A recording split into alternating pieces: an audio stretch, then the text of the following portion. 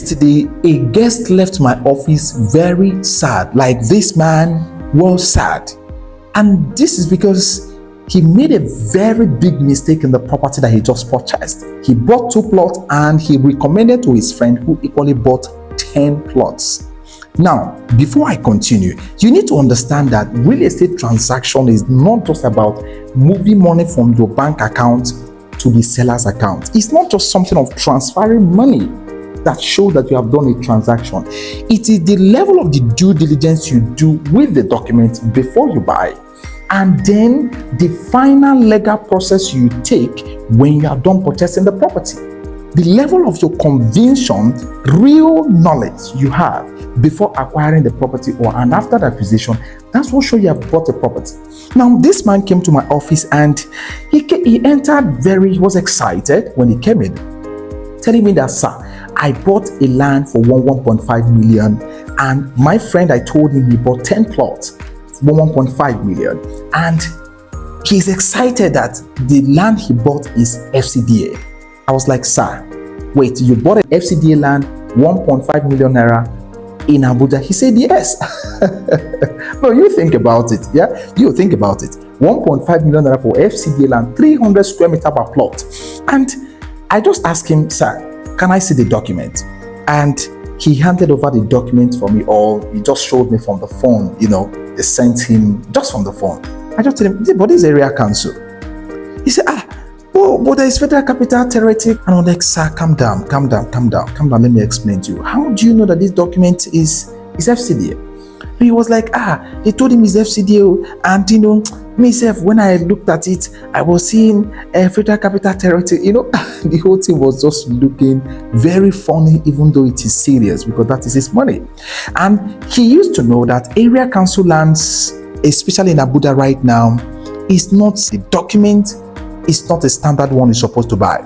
Now, this man felt really bad because his expectation or his concern, the kind of the property he has been looking for to buy, is not area council land. You want to buy FCDA land. And now my biggest pain is that why making such kind of a property decision without carrying your lawyer along? Why involving a transaction without involving professionals in the process? You see, sometimes some people are a bit careless, that they just see those legal part or those professional, fees that they are meant to pay some people as something that is not necessary, or maybe something that is too much for them to do. And by the time when they have committed millions of naira in a transaction and probably the transaction later on had a problem, then they will be forced to say the truth. And that time, there's nothing they can do about it. In fact, at the moment when you have moved your money to the seller's account, you're almost at the level of being scammed if you cannot find the seller again. Now, I asked this man a question. I said, look, listen, you intend to buy FCDA land from day one because you understand right now what the minister is talking about, area council land and then FCDA land. Why did you not engage lawyers? You don't know anything about it. You don't know how to carry out a search. You don't know how to do a check. At least you're supposed to look for people who have a better knowledge than you that can be able to say, do this, don't do this.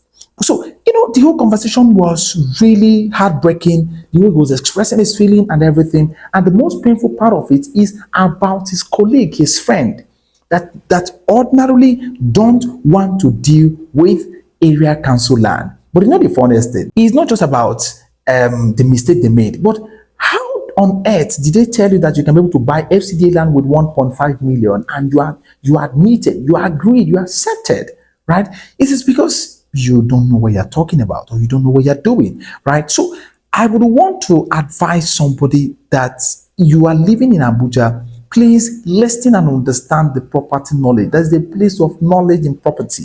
If you don't have enough knowledge, carry those who can be able to guide you within it. In any state where you are, try to understand the legal part of the documentation in that particular state or what the land registry is talking about in that particular area. Don't fall a victim of making a mistake of sending your money to a seller without carrying out a proper check on the document. You are probably just throwing your money away. And guess what?